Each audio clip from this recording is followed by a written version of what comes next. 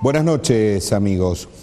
Hoy, invitado por la Asociación Civil de Estudios Populares, la legislatura de la provincia de Jujuy, se hace la cátedra de la Konrad Adenauer. Creo que es un hecho importante para la provincia. Esta mañana conversábamos con Eva Cruz en la radio y planteamos, ¿no?, la importancia de capacitarse permanentemente, ¿no?, ante un mundo absolutamente veloz que avanza y que no nos detiene. Así que en la emisión de hoy de Extraños en la Noche vamos a tener a un invitado de lujo, una de las personas que vino a disertar hoy en esta cátedra de la Konrad Adenauer. Me estoy refiriendo a Carlos Fara. Así que les propongo una brevísima pausa y ya estamos con Carlos Fara. Muchas gracias. Carlos Fara es presidente de Carlos Fara y Asociados. Entre otros premios ganó el premio anual Aristóteles, que lo ubicó como los 10 mejores consultores del mundo, además el premio Equion de Oro. Desde 1991 trabaja en la República Argentina y en el 2001 empezó a trabajar en toda Latinoamérica, más de 100 campañas electorales, 400 proyectos de investigación, bueno, un currículo muy vasto. Carlos, muchísimas gracias por estar en estos Extraños en la Noche. Muchísimas gracias por la invitación. ¿Qué es un consultor político? Qué buena pregunta, ¿no? Te voy a empezar por la adaptación de un chiste alemán que dice: mi mamá no sabe que soy consultor político, piensa que toco el piano en un burdel, ¿no? Pero bueno, digamos, básicamente es una persona que asesora no solamente a políticos, porque también, digamos, hay empresas, obviamente gobiernos y también, digamos, ONGs o sindicatos, etcétera, que se relacionan con el poder y tienen que obtener alguna decisión del poder o quieren, digamos, algún rol dentro del poder, y por lo tanto son una serie de especialistas, algunos, como en mi caso, más de estrategia general y de estudios de opinión pública. Después hay gente en publicidad, gente en prensa, gente en redes sociales, obviamente, gente que hace coaching para el desempeño en los medios, etcétera. A ver, sería la persona que lo ayuda a un político a bajar su mensaje al ciudadano común. Exactamente. Y también, digamos, a ciertos actores sociales y económicos que de alguna manera tienen que involucrarse con el proceso político porque necesitan alguna decisión favorable, ¿no? El otro día, en esta misma mesa, conversando con Carlos Aquín, el vicegobernador de la provincia, coincidíamos en que la sociedad evoluciona mucho más rápido que su dirigencia. Sí. Y que la dirigencia tenía el difícil métier de tratar de remar y aproximarse a esa sociedad. ¿Los consultores ayudan a achicar esa brecha? Y tratamos como de que mejore el puente de comunicación y de comprensión de en dónde está la sociedad, cómo es la sociedad. ¿Por qué la sociedad evoluciona más rápido que la dirigencia si la dirigencia sale de esa misma sociedad? Porque lógicamente, digo, en digamos, roles compartimentados que hay en toda sociedad, la política después empieza a tener por su propia actividad, digamos, un cierto encapsulamiento, y entonces, digamos, lo que está pasando fuera de las paredes del poder, muchas veces, digamos, no se termina de comprender a la velocidad, digamos, con que la gente efectivamente va evolucionando. Yo tengo la sensación muchas veces que la dirigencia le gustaría tener más la lógica de mediados del siglo XX que la lógica de hoy. Y claro, por supuesto.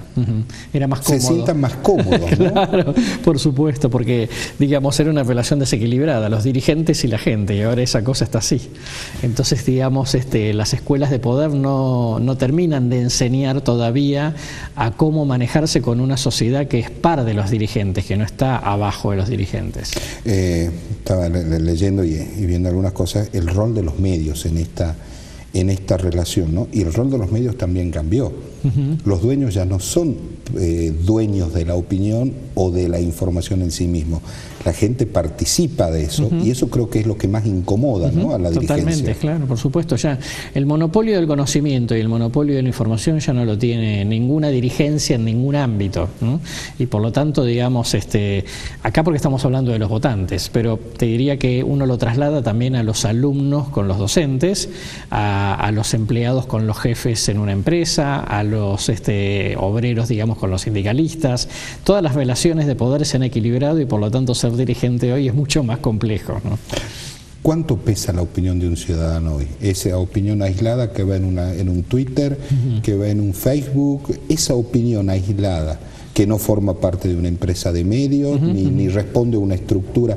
¿Cuánto pesa a la hora de analizar, de estudiarla, de pensarla? Yo te diría que lo importante es la tendencia, y esto es que pesa cada vez más, ¿no?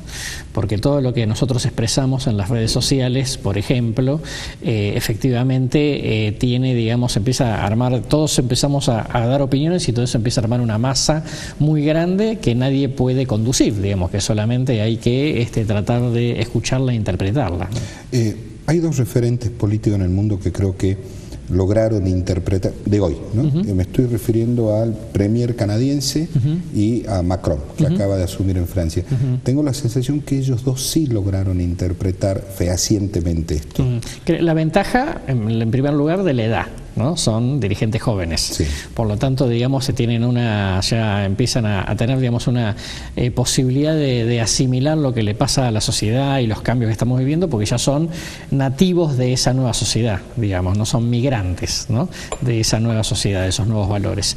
Y por lo tanto, tienen, digamos, la cabeza mucho más abierta, mucho más flexible, ¿no? Se criaron de otra manera, ya no son baby boomers, no son, digamos, hijos de la Segunda Guerra Mundial, y por lo tanto, digamos, tienen una cabeza distinta como para poder adaptarse un poco más a los cambios de la opinión pública. Hay un hecho del premier canadiense que a mí me llamó la atención. En la conferencia de prensa, cuando él acababa de ganar la elección, algunos periodistas plantearon preguntas incómodas que tenían que ver con algunos casos de corrupción de algunos funcionarios de ellos, y su barrio empezó a chiflar y a gritar, y él los hizo callar y le dijo: señores, en Canadá se respeta la libertad de expresión. Señor periodista, siga con su pregunta. Creo que eso fue toda una definición para la sociedad, ¿no? Totalmente, claro que sí, por supuesto. Pero eso, lo interesante, digamos, es que esos son líderes, ¿no? Que no están siguiendo a la gente, sino que están tratando de liderar a la sociedad, ¿no? Entonces, digamos, no son meros seguidores de encuestas. Se paran en un determinado lugar, digamos, aun cuando a su propia barra le resulte simpático o no simpático lo que esté sucediendo. Esto me interesó, ¿no? De pararse encima de la tendencia. Y uno puede pensar a simple vista, no, ir en contra o pararse encima de la tendencia les puede jugar en contra. Pero a esta gente no les jugó en contra. No, ¿qué fenómeno social se da ahí? Y porque, digamos, en realidad toda sociedad, digamos, busca algún principio de autoridad, algún principio ordenador, ¿no?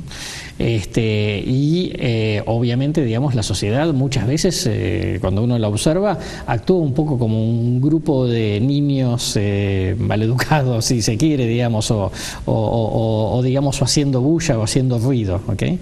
Y necesitan a alguien que, digamos, de alguna manera ponga por lo menos algún contorno de alguna regla, digamos, como de convivencia. Y me parece que lo que los líderes hacen es precisamente, digamos, en un determinado momento decir: yo los acompaño, pero con esa misma autoridad que ustedes me dan, con esto no estoy de acuerdo, ¿no? Y esto lo freno. Ahora, y me pongo en la Argentina, ¿no? Donde, ¿cómo hacemos para que ese dirigente se ponga en ese rol de un líder sano y no caiga en la tentación del personalismo? Sí, totalmente. La historia comienza cuando yo llegué, detrás de mí no hay nada y todo lo que venga después es un desastre. Sí. A ver, en primer lugar, está claro, digamos, que la última elección presidencial nos trajo 3 principales candidatos que ya no tenían nada que ver con los años 70, ¿no? Que se formaron políticamente en esta democracia. 2 de ellos no habían abrazado, digamos, la política como primera vocación, sino que fue como una especie de segunda etapa en sus vidas. Me parece que todo eso hace que cambie, porque son, digamos, dirigentes de otra madera, con otra capacidad de poder entender a la sociedad, de poder entender los cambios, de poder entender el mundo, de poder entender la dinámica de los medios de comunicación, de las redes sociales, etcétera. Y me parece que por esa mano la sociedad va camino a pedirte menos líderes carismáticos tradicionales, ¿no? Y más vamos a decir así, ciudadanos comunes que asumen responsabilidades importantes, ¿no? Y me parece que desde ese punto de vista estamos como en un punto de inflexión. Ya esta última elección presidencial ya nos trae otro tipo de dirigentes que los que habían traído hasta 2011. Y hay otro común denominador entre Macri, Scioli y Massa, es que ninguno de los tres pasó por el aula de la universidad pública. Exactamente, sí. Bueno, porque están reflejando, digamos, muchos de los cambios que se produjeron en la Argentina, por lo menos en los últimos 25 años. Hoy salía, digamos, una estadística, creo que en el diario La Nación, en donde dice que 1 de 4 estudiantes universitarios en la Argentina ya está en una institución privada, no pública, y que claramente el crecimiento de la matrícula privada, digamos, es muchísimo más rápido que el de la pública, aunque el de la pública obviamente sigue siendo mayoría. Y hay más mujeres que hombres. Hay más mujeres que hombres, tal cual. Y además, digamos, los dos que llegaron al balotaje son dos personas que se divorciaron, armaron otras parejas. En el caso de Macri, digamos, una familia ensamblada típicamente, los míos, los tuyos, los nuestros. Todo eso son personajes, digamos, de carne y hueso de hoy. No son dirigentes, digamos, que están en un pedestal, y por lo tanto la gente puede sintonizar mejor con estos liderazgos que con liderazgos, digamos, en donde se proponían en la sociedad como una especie de palabra indiscutible, ¿no? Como verdad revelada. Carlos, yo soy del siglo pasado, soy analógico absolutamente, ¿no? Y yo recuerdo de que era chico, escuchando a mis padres, a mis abuelos, y por mi experiencia, por ejemplo, cuando fue la elección de Alfonsín con Luder, que en esa elección yo todavía no votaba, aunque ya era una persona interesada en la cuestión, todavía no votaba, pero ¿qué era lo más destacado de estos dos personajes? Sus bibliotecas, ¿no? La gente hablaba, ¿no? La biblioteca de Alfonsín, la biblioteca de Luder, la biblioteca de Vittel, o del mismo Víctor Martínez. Sí. Ahora nadie habla de las bibliotecas de los presidentes. No, porque, bueno, porque... No quiero decir que sean más burros, ¿no? No, totalmente. Pero te voy a contar una anécdota importante. En el año 74, cuando hubo elecciones presidenciales en Francia, se enfrentaban Mitterrand y Giscard d'Estaing, ganó Giscard d'Estaing, y Mitterrand, que siempre fue una persona, digamos, de formación intelectual, de socialista, digamos, de mucha lectura, ¿no? Se dio cuenta, digamos, que la realidad era la televisión, y que por lo tanto, digamos, la palabra escrita, digamos, convocaba menos, ¿no? Y dejó de leer y empezó a ver todo el tiempo televisión. Y por supuesto ganó 7 años después, en el 81. Es una persona, digamos, que entendió que, bueno, esto, digamos, cumplió una etapa. Y para comunicarme con la gente tengo que comunicarme en los códigos en los cuales la gente, digamos, me va a entender. Entonces digo, ojo, en el sentido de que hasta los líderes que uno pudiese admirar han entendido en un momento que la biblioteca cumple un rol, digamos, tiene un límite, y que por lo tanto, si los ciudadanos, digamos, están mirando televisión, hay que hablar en la lógica de la televisión, ¿no? Así como los nuevos están hablando en términos de 140 caracteres de Twitter, ¿no? La biblioteca tenía en la imagen, en la instantánea, cuando venían los chaciretes, era el candidato parado delante de su biblioteca, tenía un valor simbólico, ¿no? Esta biblioteca es la que respalda mi sapiencia. Ahora necesitan una tablet. Sí, porque además cambió el concepto, digamos, de qué es sapiencia, ¿no? Ahí uno leía y en los libros estaba, digamos, ese conocimiento. Ahora, digamos, el conocimiento está mucho más distribuido, está en todos, ¿no? Mucho más fragmentado también, y no necesitas recordar tantas cosas si, como decía el mismo Einstein, no tiene sentido memorizar nada que esté escrito en algún lugar. Y por lo tanto el tema es cómo producís el nuevo conocimiento de manera casi instantánea y no cómo memorizás datos. Entonces me parece que también, digamos, eso tiene que ver con la sociedad, y estos dirigentes, si van a sintonizar con esta sociedad, los vas a ver más semejantes en ese sentido y no los hombres de las bibliotecas. O sea, la inteligencia colectiva ha cambiado también al dirigente. Claro, totalmente, por supuesto. Sí. Ahora, ¿qué nos pasa? Que hay dirigentes muy jóvenes, personas muy jóvenes, pero son dirigentes viejos. Ah, bueno, sí, eso te lo vas a encontrar todo el tiempo. A ver, yo lo veo, un ejemplo, qué sé yo, Cabandier. Es un hombre joven, pero es un dirigente viejo. Sí, y si claro. pasamos por el lado de Cambiemos, también vamos a encontrar muchos ejemplos de esto. Sí, totalmente, en todos los espacios políticos, sí. Bueno, eso lo vas a encontrar siempre, digamos, porque obviamente que esta sea la tendencia general no significa, digamos, que necesariamente la mayoría de los dirigentes esté, yo te diría, ayornado a esta cuestión, y por el otro lado, porque bueno, siempre, digamos, hay, yo te diría, reflujos contracíclicos, ¿no? Y contraculturales que, digamos, siempre reivindican algo de algún pasado, de algún formato pasado, que bueno, pues, forma parte del sistema de valores de cada uno, ¿no? Y del estilo de cada uno. ¿Qué nos pasó como sociedad para haber entrado en un populismo en menos de 24 horas y nos cueste tanto salir? Bueno, es que es más fácil, digamos, romper un saco que tejerlo, digamos, ¿no? Que confeccionarlo. En eso deberíamos, digamos, ser realistas respecto de que lo que vos rompés fácilmente, digamos, recomponerlo lleva tiempo. Yo te diría que es una sumatoria de cuestiones. Digamos, la crisis de 2001 fue muy fuerte y de alguna manera, digamos, llevó a la sociedad a una situación en la cual la demanda social de mucho Estado, digamos, se articuló con una matriz cultural que además, digamos, ve al Estado en general un poco más simpático que al mercado. Y después los excesos de Argentina, digamos, ¿no? La Argentina que parece que siempre tiene que llegar a una crisis para darse cuenta de que hay algo que no tiene que hacer más. Pero el tema es que volvemos a repetir los errores. Sí, o sea, Argentina atenta contra sí misma de manera permanente. Cada vez que hemos tenido oportunidades se dejan pasar. Sí, eso pasa todo el tiempo. El defecto de hijo de rico, ¿no? Digo, porque la verdad es que cuando sabes que más o menos tu matriz productiva, tu matriz, digamos, de generación de riqueza va a reaccionar más o menos rápido, bueno, entonces obviamente te tiras más a chanta, digamos, ¿no? Alguna vez tuve la suerte de comer con el empresario japonés que hizo, estoy hablando hace 30 años atrás, la electrificación de los trenes en Buenos Aires, ¿no? Y me acuerdo conversando con este hombrecito metódico, callado, en silencio, como todo oriental. En un momento decía, el problema de la Argentina, dice, es que a ustedes desde chiquito les han dicho que Argentina es un país muy rico. Dice, y ustedes creen que no tienen que hacer nada. Dice.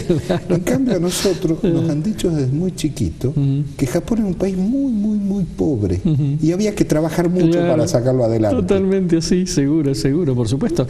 Ahora, es importante, digamos, empezar por entender que ese es el imaginario argentino y con ese imaginario nos la tenemos que ver, ¿no? Todos los días. Entonces, también creo que pensar, digamos, soluciones que funcionen en otro lado, que tienen idiosincrasias distintas, tampoco nos sirve. Entonces el punto es... No se puede traer un enlatado. No, absolutamente no, digamos, ese es el camino al fracaso seguro. Porque eso rápidamente en algún momento se rompe muy fácilmente. Entonces el punto es, no es que seamos incorregibles ni que nuestros problemas sean irresolubles, pero sí es cierto, digamos, que es una sociedad en todos los ámbitos en donde no está acostumbrada a pensar soluciones estratégicamente en función de los contextos, ¿no? Siempre estamos pensando, digamos, como soluciones ideales, ¿no? Pero viste que en Japón, pero viste que en España, pero viste que en Alemania, sí, pero este es otro contexto. O viste que en Chile las cosas son de otra manera, sí, pero... Chile, es otra estructura social, hay una diferenciación, digamos, entre clases sociales muy fuerte, no tiene, digamos, la matriz productiva que tuvo históricamente la Argentina, o como dicen, pero mirá Jujuy, mirá Uruguay, digamos, ¿no? Pero Uruguay son 3 millones de habitantes, digamos, es todo más fácil, digamos, administrar 3 millones que 40. Entonces, digo, me parece que vamos de un extremo al otro, ¿no? De pensar que somos geniales a compararnos con cosas imposibles de comparar con nosotros sin aceptar la idiosincrasia argentina, que es una idiosincrasia que tiene cosas buenas y malas como toda idiosincrasia. A ver, Argentina, para dividirla, nosotros con Buenos Aires tenemos una gran diferencia. Somos 2 virreinatos distintos. Sí, por ejemplo, claro. 2 virreinatos absolutamente distintos. Una cosa era el virreinato del Alto Perú y otra cosa era el virreinato del Río de la Plata. Está claro. Y hasta hasta el día de hoy no hemos logrado compatibilizar, amalgar esos dos virreinatos. ¿Cuál es el camino que tenemos que marcar para amalgamar eso? A ver, nos hablan de la grieta de hoy, pero es una grieta que viene así. Sí, hay mucha. La Argentina es proclive la grieta. Digamos, viste que hay gente que tiene problemas de alcoholismo, pero nosotros tenemos somos proclives a las grietas, ¿no? Pero eso, digamos, forma parte de la cuestión. Yo lo que te diría es que me parece que si efectivamente tenemos realidades tan distintas, porque también tenemos geografías distintas, climas distintos, etcétera, etcétera. Entonces, precisamente lo que tenemos, digamos, es que no tener que pensar que los jujeños tienen que cambiar para satisfacer a lo de Buenos Aires, y lo de Buenos Aires tienen que cambiar para satisfacer a lo de Jujuy. ¿Okay?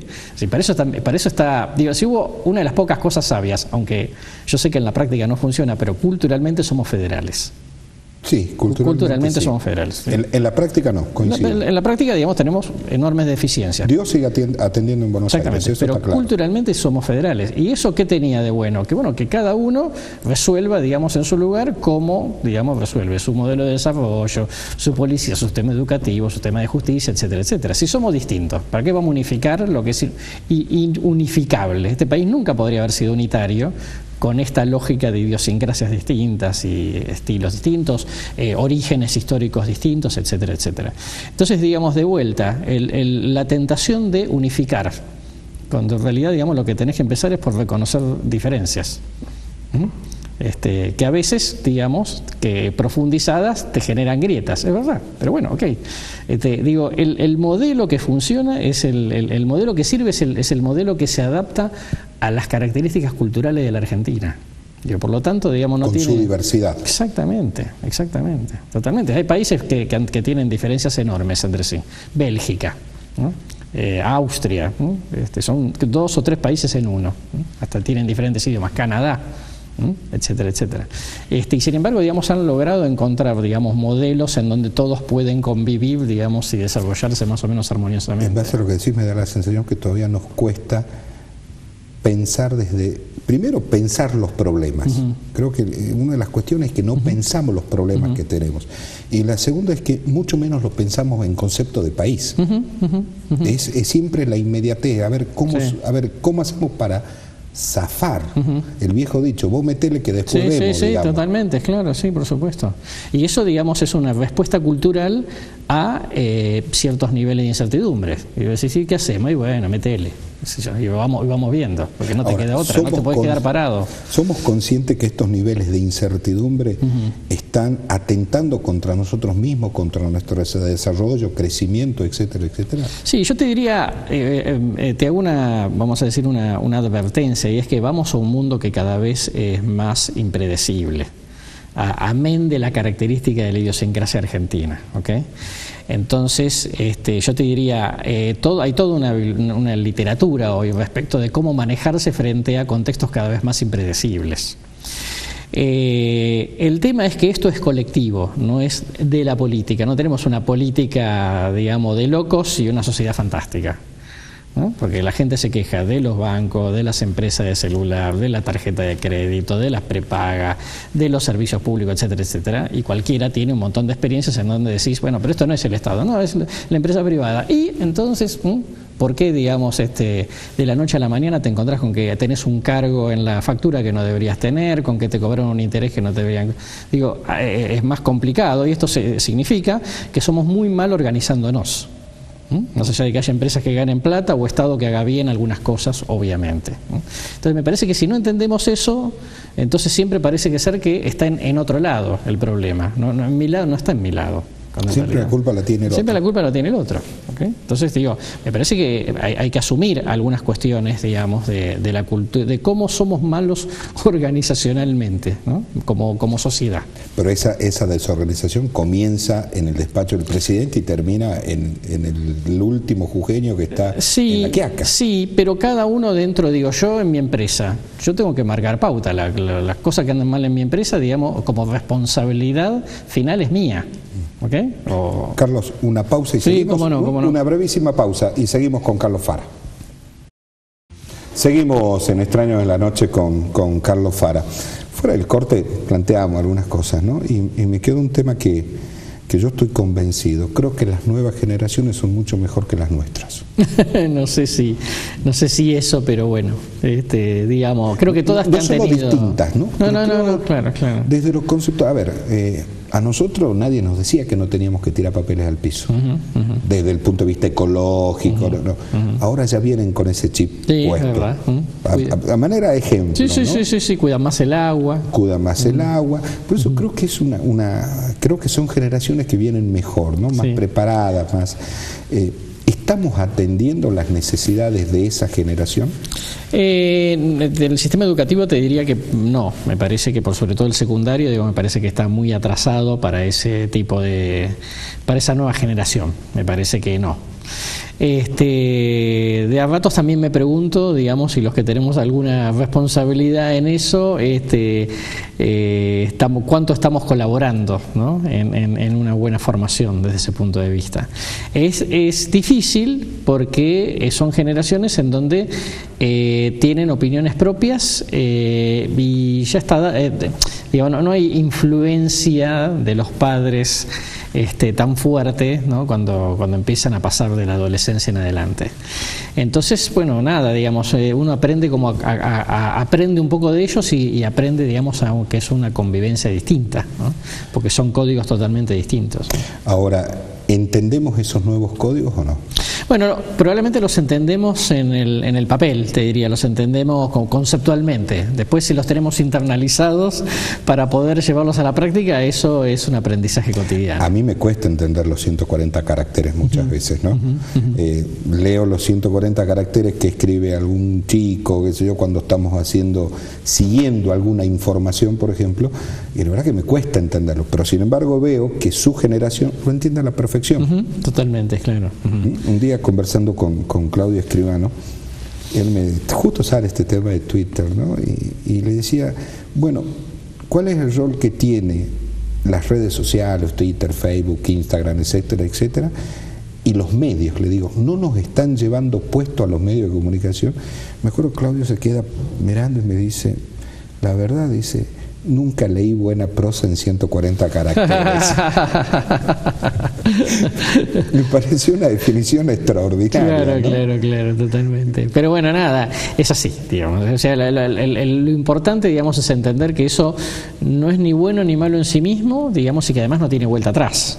Que en todo caso, digamos, es un proceso que se profundiza. Creo que no sabemos a dónde va a terminar esto. No, lógicamente, por supuesto que no, desde luego. Yo comencé en este oficio con un Olivetti, claro. Una teletipo, y cuando se caía la teletipo usábamos una Tonomax 7 mares para poder ver qué decía Radio Mitre, Radio El Mundo, Rivadavia, Belgrano, la que fuera. Sí. Y ahora con este aparatito escucho cualquier radio del mundo a cualquier hora, en cualquier momento. Totalmente. ¿No? Esta globalización de la información, creo que a los que más perjudican es a los políticos. Sí, porque digamos, además la política es como el estamento, digamos, que tarda más en adecuarse a la realidad. Obviamente, digamos, el mundo privado, etcétera, digamos, tiene como más velocidad de adaptación. Diría el Estado, los estados y, digamos, la política en general tarda más en sintonizar con los cambios de la sociedad. ¿Es cierto o es un mito que Obama fue el primero en usar muy fuertes redes sociales en una campaña política? No, es correcto. El error es pensar, digamos, que en realidad gana por las redes sociales, ¿no?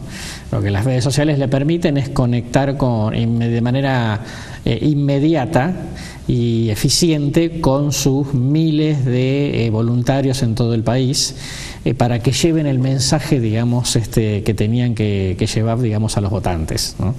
Pero básicamente, digamos, fue como una gran utilización de las redes para su estructura de movilización. Ahora, estas redes sociales, hay en algunos casos, creo que juegan hasta en contra, ¿no? Si no la usan bien. Por ejemplo, por supuesto, claro. El mismo Trump. Por supuesto. Donde si no viene alguien y le quita... No, en serio, va con onda, digamos. Se va a armar una de San Quintín, digamos. Sí, totalmente. Sí, por supuesto, porque es pero es un adicto y es un tipo ya grande, digamos, ¿no? Ese sí que es un migrante absoluto, digamos, a las nuevas tecnologías, ¿no? Usted tenés un político de la edad de Trump, no digo que sea como Trump, pero de esa edad, ¿cuál es la sugerencia? ¿Que maneje él la red social, su Twitter, su Facebook, o ponerle profesionales que lo manejen? Bueno, si tiene onda, o sea, si tiene onda con sintonizar con la herramienta y con la manera de expresarse que la herramienta exige, pues lo ideal sería que la maneje él, ¿no? Porque cuanto más natural sea, vos, digamos, ves auténticamente a la persona a través de sus mensajes. Si realmente, digamos, es una persona que no tiene la cabeza 2.0, mejor que sí, que lo manejen profesionales, y que sea así la regla, ¿no? Como diciendo su tweet y su Facebook lo maneja su equipo, no es que lo maneja él directamente. Estaba viendo en algunos medios gráficos nacionales que los números que están manejando es que el 70% del tráfico de la información no es a través de la página web, sino a través de redes sociales. Entonces ellos resolvieron que todo lo que es la lógica de redes sociales no la manejen los periodistas, los manejan jóvenes millennials. Claro, lógico, claro. Jóvenes millennials que probablemente no sepan quién es Macri. Sí, claro, es lógico. ¿Qué es un joven millennial? Un joven millennial es alguien que es alguien que nació en algún lugar, en algún momento después del año 95, o sea que tiene ahora 20, 21, 22 o menos. Porque millennial, digo, porque están en el nacimiento del nuevo milenio, que son nativos digitales, esto es, digamos, gente que nació cuando con la internet, o sea, en el año 95, digamos, se popularizó, digamos, se volvió, digamos, un uso público, y que por lo tanto, digamos, no hay que explicarle nada, porque es como, digamos, ellos automáticamente, su propio saber acumulado, digamos, su propia intuición digital los lleva a darse cuenta rápidamente para qué sirve cada cosa en ese mundo. O sea, no necesitan un manual de instrucciones como yo, para poder manejar eso, ¿entendés? ¿Cuántas veces le pregunté a mi hijo, ¿y mi teléfono puede hacer tal cosa? Y mira, como diciendo... Y sí. claro, por supuesto. Sí, ahora, ellos decodifican el mensaje de una manera distinta a lo que lo podemos recibir nosotros. Sí, por supuesto. Nosotros fuimos criados, aún con televisión, pero fuimos criados, digamos, en el mundo, que era un mundo de la palabra escrita. Sí, por supuesto. Más allá de la televisión, el cine, la radio, etcétera, etcétera. Para cosas que creo que no nos imaginábamos, ¿no? Pero para nada, ¿no? Entonces primero para ellos eso es natural. A nosotros algunas cosas todo el tiempo a veces nos sorprenden. Segundo es que no hay que explicarles nada. Tercero es que efectivamente ellos se construyen cognitivamente en función de esa estructura de redes. Entonces, digamos, ¿qué es un especialista para ellos? Es muy distinto que es un especialista en un tema para nosotros, ¿no? Porque para nosotros es, y yo siempre repito esto, mi papá dicen los entendidos que tal cosa, ¿okay? Nosotros decíamos, bueno, fulano es un profesional de prestigio, habría que escuchar a ver qué piensa, y para ellos... ¿Existen los especialistas? ¿Existe alguna referencia, digamos, que a los cuales ellos respeten intelectualmente? Diría que probablemente no. Más de una vez leí cosas escritas en papel por gente de mi generación, que a veces trata a los millennials como una generación frívola. Y yo bajo ningún punto de vista estoy de acuerdo que sea una generación frívola. Que no le interesen las mismas cosas que me interesan a mí, no quiere decir que sean frívolos. Sí, porque me parece que es un error, digamos, tomar adjetivos calificativos peyorativos. ¿Okay? Sí, pues lo dicen hasta peyorativamente, obviamente, ¿no? Claro, que son superficiales, que son frívolos, que no les importa nada, que son niní, que son híbridos, que son asexuados, que no tienen pasión, etcétera, etcétera. Bueno, pasa que muchas de esas cosas son cosas con las que nosotros nos podíamos identificar en nuestra generación. Para ellos son otras. Entonces digo, pero también son menos prejuiciosos, son más abiertos, ¿no? Nadie les va a decir, che, mira que es gay o fulana es tal cosa, ¿no? Es natural. Así como, digamos, son personajes cambiantes, son personajes que no se quedan aferrados a nada. Son más solidarios. tienen una lógica colaborativa. Claro, por distinta. momentos los veo hasta más humanos, más humanistas que a nosotros. Por lo menos, digamos, no, como nosotros fuimos criados en la línea de ensamble de Chaplin de tiempos modernos, ¿okay? Básicamente fuimos criados en eso. Ellos no, para ellos, digamos, esa línea de ensamble no, es una cosa que nunca existió, porque la arquitectura de las redes hace que sea una cosa colaborativa y abierta. En estas elecciones, dentro de 2 meses, en las primarias acá en Jujuy, se incorporan al padrón electoral 23.000 nuevos electores, que son jóvenes de 16 años. ¿Qué le tiene que decir un político a ese joven? ¿O cómo le tiene que hablar a ese joven? Buen punto. Primero, digamos, no se tiene que hacer el popular o el joven, ¿no? Como diciendo, mira que yo manejo tus códigos, porque va a quedar como ridículo. ¿Okay? O sea, la primera cosa es ser auténtico, ¿no? En esto. Si sos distinto y está todo bien, pero no te hagas el que sos como yo, porque no sos como yo, ¿no? Esta es la primera cuestión. O sea, que no vayan al boliche, empiecen por ahí. Sí, totalmente. Yo no te apendejices, digamos, claro, por decirlo popularmente, digamos. Si tenés 50 y está todo bárbaro, pero ¿okay? Que seas abierto, sí, que me escuches, que sea llano, que no me quieras venir a bajar línea, digamos, es absolutamente fundamental. Primero escúchame, ¿no? Y si después fíjate qué tenés para decir de lo que yo te tengo, de lo que yo te transmito, ¿no? Esta cosa de vertical, digamos, de yo te dije, vos tenés que pensar de esta manera, o yo te avisé, o cosas por el estilo, digamos, caen absolutamente gordos en esa cuestión. Pero también, si yo me imagino, ¿no? Y esto tiene que ver con los políticos que no evolucionaron, que no cambiaron su cabeza, que lleguen a un barrio y le hablen a un chico de 16 años y le diga, pues yo te voy a traer bolsón, te voy a traer zapatillas, te voy a traer la chapa, qué sé yo. No sé hasta qué punto el chico va a hacer eso, va a decir, listo, voy a recibir las zapatillas y te voy a poner el voto. Porque creo que forma parte de la rebeldía natural de esta nueva generación. Sí, totalmente. Es una generación, digamos, con conciencia más ecológica, es una generación con una conciencia más global, obviamente. Por lo tanto, digamos, ¿qué es la Argentina? ¿Qué es Jujuy? ¿Qué es tu ciudad? Digamos, son límites que se empiezan a borrar para un tipo que se toca un botón y se conecta con un fulano que está en la otra parte del planeta, ¿no? Y con el que encuentra más puntos de contacto que con uno que vive en la casa al lado, ¿no? Claro. Entonces, obviamente, digamos, todo eso es lo que tenés que tener un abordaje que no debe tener nada de la política tradicional, obviamente, que no es una persona que le vaya a interesar de política, que se vaya a informar de política, sino que está en el tema de construcción de sensaciones sobre cuestiones que efectivamente les interesen y que no necesariamente son temas o problemas. Por ahí tenés que sintonizar con ellos desde la música, desde otras cosas completamente distintas. ¿Es una generación más emotiva que la nuestra?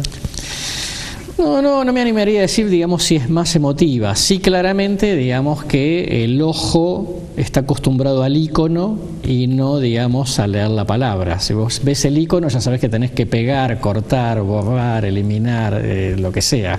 Y no necesitas leer la palabra. Y ellos, digamos, tienen una cabeza llena de íconos, tienen una cabeza llena de imágenes. El otro día escuchaba a un candidato acá en la provincia de Jujuy, que salía por un barrio, no me acuerdo cuál, y lo escuchaba que decía, porque acá está presente el espíritu del general Perón y el alma de la compañera Evita. Primero yo no sabía si hacía una sesión de espiritismo o era un discurso político, ¿no? Y veía las imágenes, las caras de los chicos como diciendo, ¿de quién están hablando? Claro, totalmente. No sabían de quién hablaban. Por supuesto. Y lo mismo ocurre cuando empiezan, hablemos de el proceso en una campaña política. Yo en el año 83 no votaba todavía, tengo 50 años, y no era elector, estaba en el colegio secundario. Entonces creo que los políticos, ese empeño en volver, en vez de ir hacia adelante, creo que desde el discurso nomás ya se ve. Sí, totalmente, esas son cosas, digamos, son códigos absolutamente perimidos, eso es absolutamente así. Ahora, ¿qué político argentino interpreta mejor a los nuevos votantes, a las nuevas generaciones? Bueno, mira, se deje algo de lo que pasó, digamos, en el 2013 en adelante es una politización, digamos, de la juventud, y eso se nota. muy claramente, el presidente Macri, digamos, tiene más votos y más apoyo a medida que va creciendo la edad. Y Cristina, por poner, digamos, el kirchnerismo, digamos, vino teniendo más apoyo a medida que fue bajando la edad. Siempre digo que en la elección de 2011, donde Cristina sacó el 54, por debajo de los 30 años de haber sacado 58, 60. Un número importante. Sí, muy importante. Entonces digo, ojo, porque hay generaciones que se van armando en función de ciertos procesos políticos. Y los que están, digamos, votando ahora, que los millennials, digamos, tuvieron un tránsito importante, digamos, durante el kirchnerismo, con lo cual terminaron bastante politizados desde ese punto de vista. Podemos hablar la cámpora dentro de los colegios secundarios. Sí, digamos, entre otros ejemplos, digamos, ¿no? Por ahí ese es el más, es por ahí el más estigmatizado. Sí. Pero lo cierto, digamos, es que claramente, digamos, por debajo, a medida que va bajando la edad, ¿por qué? Porque más allá de la cámpora en los colegios secundarios, el kirchnerismo puso sobre la mesa una agenda para millennials, ¿no? Puso, digamos, la discusión del tema de ley de medios, digamos, más allá de la pelea con Clarín, digamos, pero un debate sobre la información, la diversidad sexual, el matrimonio igualitario, etcétera, etcétera. Hizo una agenda, ¿no? Que atrapó desde lo valórico, no desde lo ideológico clásico, desde la bajada de línea. Y por eso, digamos, ojo, esa generación, digamos, ha quedado, por lo menos hasta acá, digamos, como más pegada. Entonces yo te diría, frente a tu pregunta, es más probable, digamos, que uno de menos de 25 tenga, digamos, alguna orientación, digamos, hacia el kirchnerismo o lo que haya quedado el kirchnerismo, que hacia Cambiemos. Ese es el desafío de Cambiemos, enamorar a las nuevas generaciones. ¿Están en camino? Por lo que podés ver, más o menos, o escuchar. Bueno, es un fenómeno muy interesante, y la pregunta es muy interesante también porque claramente, digamos, el más profesional en manejar el tema de redes sociales es el PRO, el gobierno, el presidente. Sin embargo, no está teniendo correlato con los resultados, digamos, en términos de edad. Entonces eso también te habla de hasta qué punto, digamos, las redes sociales son o no la panacea para la comunicación política, ¿no? Entonces, digamos, en el sentido de que vos puedes ser muy profesional en manejar esa cuestión, pero no necesariamente significa que estés captando, digamos, más voluntades en esos segmentos, ¿no? Yo tengo la sensación que las personas en las redes sociales pueden buscar la inmediatez, el hecho puntual, el choque a la esquina o el discurso, lo que fuera, y en los medios busca la otra parte, que es el valor agregado. Y por eso es que sigue la lucha para ver si un medio está a favor o en contra. También creo que ningún medio gana o pierde una elección. No, obviamente. Estoy convencido de eso. Obviamente sí. A ver, si vamos en Jujuy un ejemplo, el gobierno que se fue, el gobierno de Ferner, tenía el 90% de los medios, eran de él, y por afuera quedaban 2 o 3, y sin embargo ganó Morales con más del 60% de los votos. Sí, lo mismo Trump, ¿no? La mayor parte de los medios en contra, no sé cuál. El viejo, digamos, la vieja reflexión de Perón, digamos, cotidiana, ¿no? Con todos los medios en contra ganamos, con los medios a favor, digamos, nos tuvimos que ir en el 55, así que era todo muy relativo, claro, decía Perón. Esto está muy bueno, porque significa que la gente tiene criterio propio. Sí. No se compra lo que yo le puedo decir o cualquier otro periodista. Totalmente. Bueno, precisamente tiene que ver con esta cosa de la horizontalidad, porque también es una sociedad, digamos, porque el debate sobre la pluralidad de voces del kirchnerismo, digamos, hizo carne, porque también hay una sociedad que dice, a ver, ojo, digo que todas las vacas sagradas están en cuestionamiento, no solamente, digamos, las vacas sagradas políticas o las vacas sagradas económicas, también las vacas sagradas informativas. Claro. Y entonces ahí el debate tuvo terreno fértil, ¿no? Para una sociedad que dice, che, ¿es cierto lo que está diciendo? Me parece que es una empresa que tiene intereses. Entonces la gente, digamos, empieza a tomar distancia de los medios en general. Pasa en todo el mundo y obviamente, digamos, con las características argentinas, digamos, el debate hoy es los medios dicen, pero no sé si será verdad. Pero sí lo escuchan, por lo menos. Sí. Ahora, audiencias hay, credibilidad es otra historia. Ahora, ¿qué es más importante, la empresa mediática o el periodista que está sentado frente al micrófono? Bueno, para la gente. Digamos, el periodista influye, obviamente, porque dentro de la lógica de personalización importa quién me lo dice. Dentro de un mismo medio, puede haber fulano me gusta, fulano no me gusta. Eso desde ya me resulta creíble o menos creíble. Pero, digamos, hay contextos de manejo de agenda, digamos, también.